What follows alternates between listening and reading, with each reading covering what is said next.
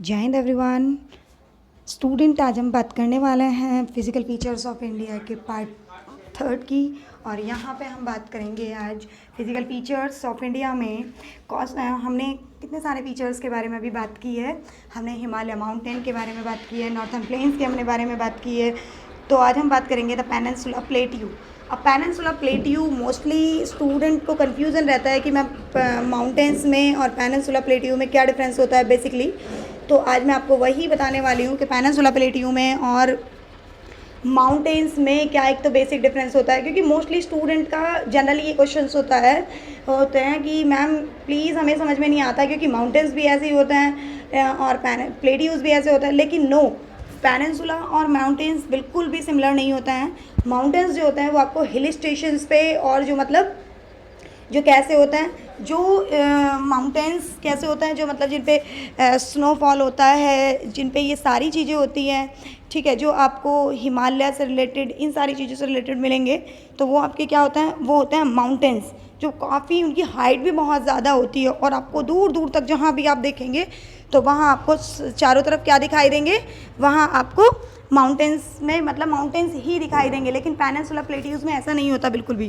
Peninsula plateaus में जो होता है वहाँ पे क्या होता है कि वहाँ बहुत छोटे छोटे से माउंटेन्स आपको देखने को मिलते हैं, और फिर प्लेन एरिया हो गया, फिर छोटा सा माउंटेन हो गया। तो इस तरीके से उसको हम मिला के बोलते हैं पेनिनसुला प्लेट्यू, ठीक है। जैसे पठार, जैसे आपको मध्य प्रदेश में, केरला में, कर्नाटक में, तो आप लोगों ने देखा होगा, रियलाइज़ किया होगा कि यहाँ पे कोई स्नोफॉल नहीं होता है, या बहुत ऊंचे ऊंचे पहाड़ नहीं हैं, ठीक है, या कोई हिल स्टेशन नहीं है जहाँ पे आप घूमने जा रहे हो। लेकिन ये छोटे से पठार होता है, जिनको हिंदी में हम बोलते हैं, तो उनसे आपको समझ में आ रहा होगा, एक छोटा सा माउंटेन, तो उनको हम पेनिनसुला प्लेट्यू कहते हैं। देखो यहाँ आपको देखने को मिलेगा, जैसे 3 आपको प्लेट्यूज देखने को मिल रहे हैं। जो नंबर 1 पे है वो आपका सेंट्रल हाईलैंड्स है, सेकंड नंबर पे जो लिखा हुआ है ये आपका डेक्कन प्लेट्यू है, और थर्ड नंबर पे जो लिखा हुआ है वो आपका छोटा नागपुर है।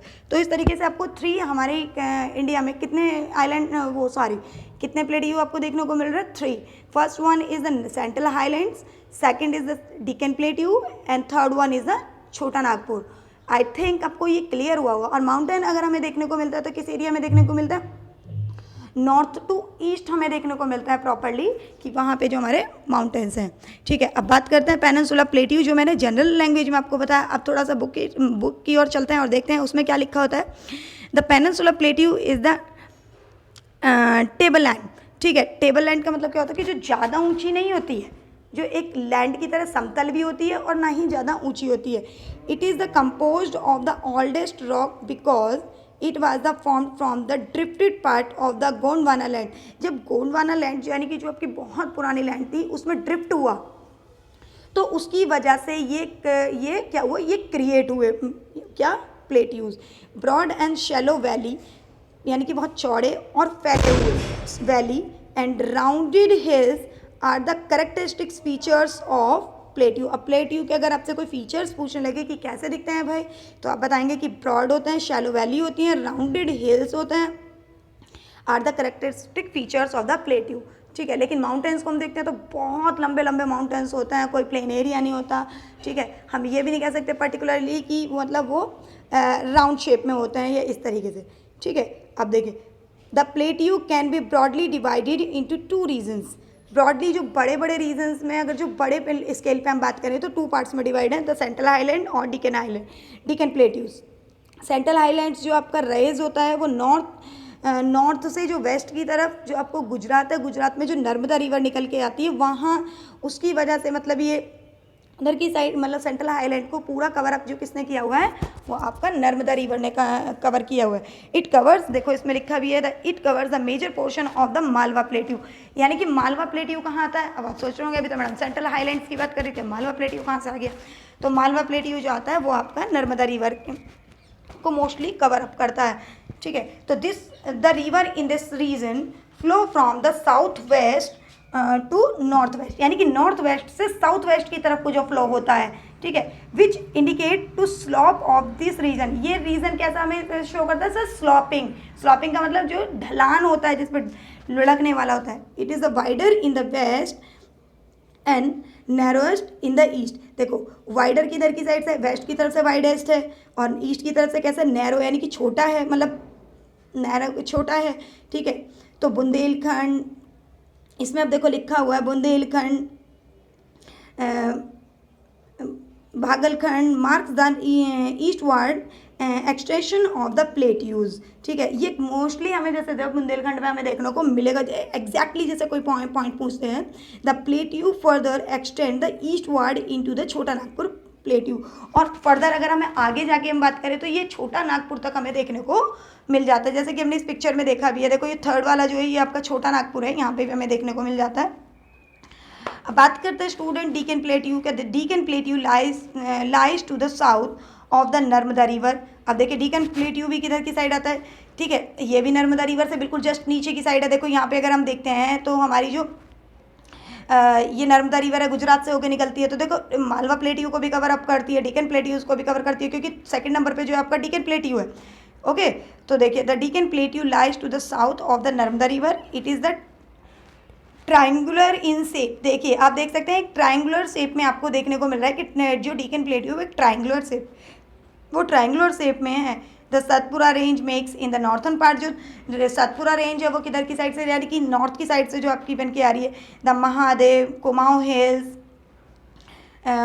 Michael range makes its the eastern part. The slope of the Deccan plateau is a form east west to east. तो ये किधर से आ रहा है, वेस्ट टू ईस्ट की तरफ से मतलब होके मतलब ये फॉर्म्ड होता है। It extend into the north east which encompasses the Meghalaya Karbi Anglong plateau is the north. तो इस तरीके से उन वहाँ पर जो हिल्स हैं उनको हम किस नाम से जाते हैं, तो वही सेम हिल्स जो यहाँ पर दी हुई हैं उन हिल्स का यहाँ पे नाम दिया हुआ है। तो बेस ये आपको पता होनी चाहिए। जैसे यहाँ पे जो ये हिल्स बताई हुई हैं कभी कभी एग्जाम्स में आपसे पूछ ली जाती हैं, ठीक है। अब स्टूडेंट बात करते हैं हम next the western and eastern Ghat, ठीक है, वेस्टर्न और ईस्टर्न घाट की।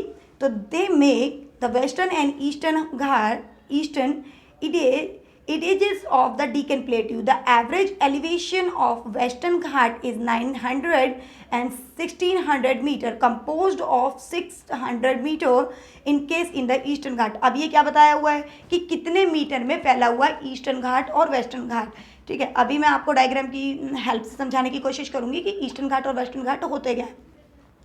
The eastern Ghat stretch from the Mahanadi valley to the Nilgiri in the south, ठीक है।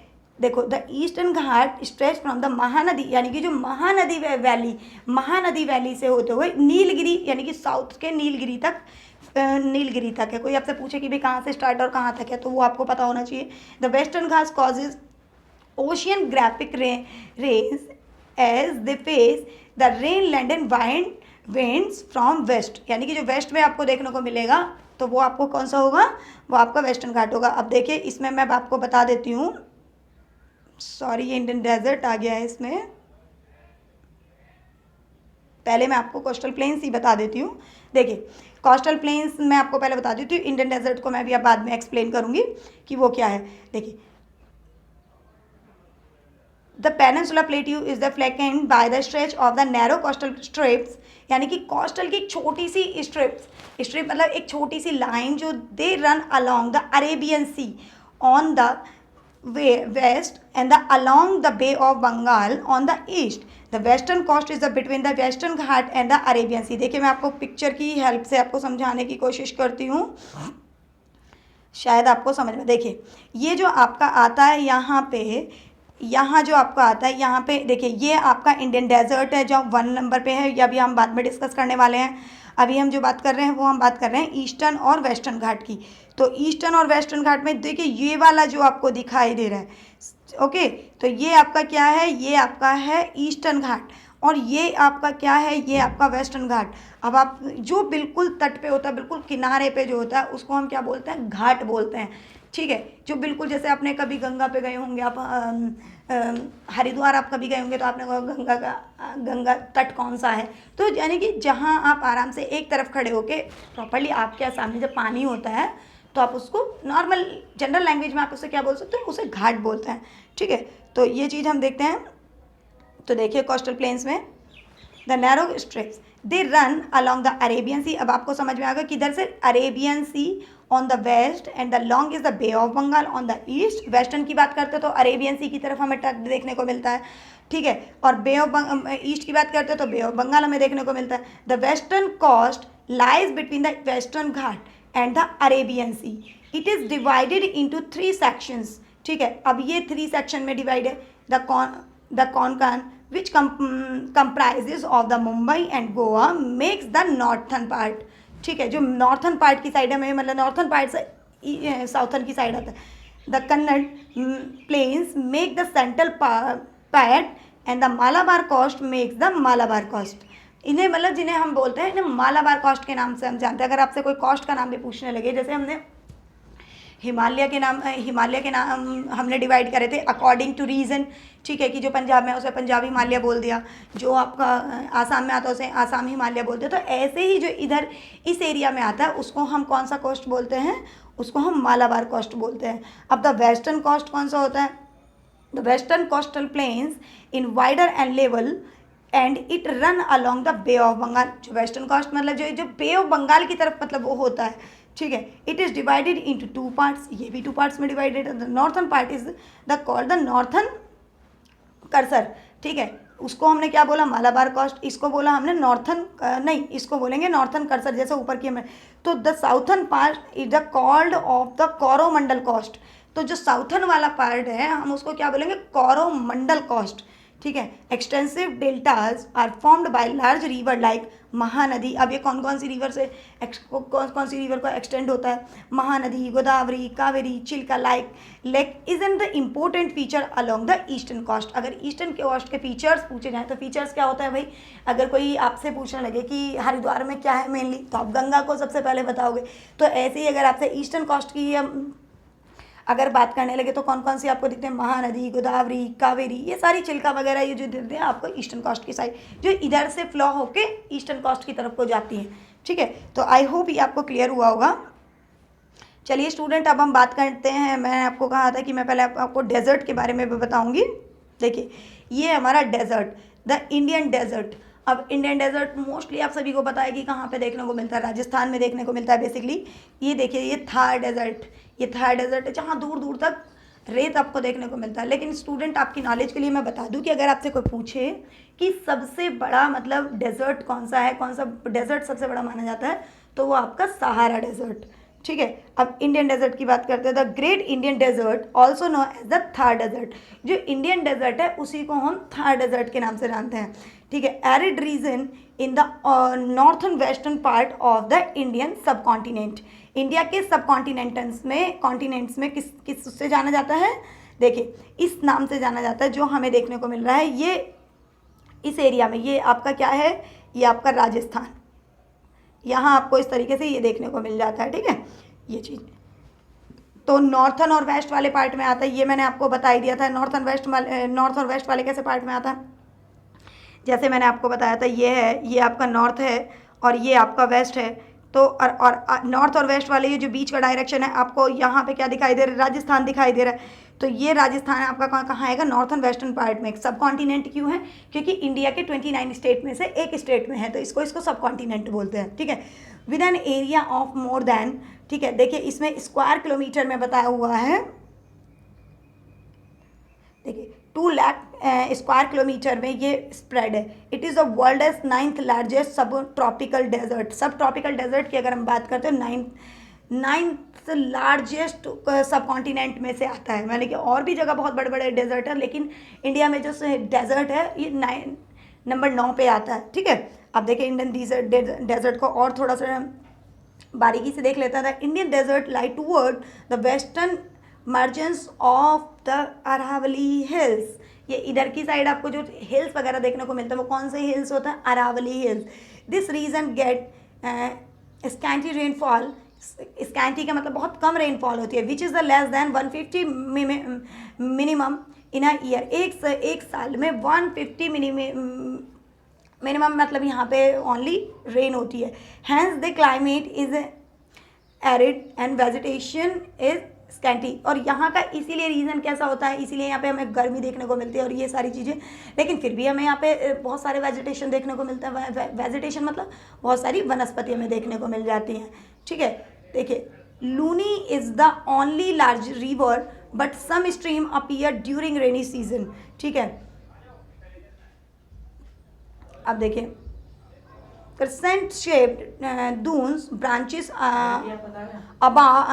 अबाउंड इन दिस एरिया, यानी कि बहुत सारी शेप आपको देखने को मिल जाएंगी, दून्स वगैरह, ये सारी चीज़ें आपको देखने को मिल जाएंगी इंडियन डेजर्ट में।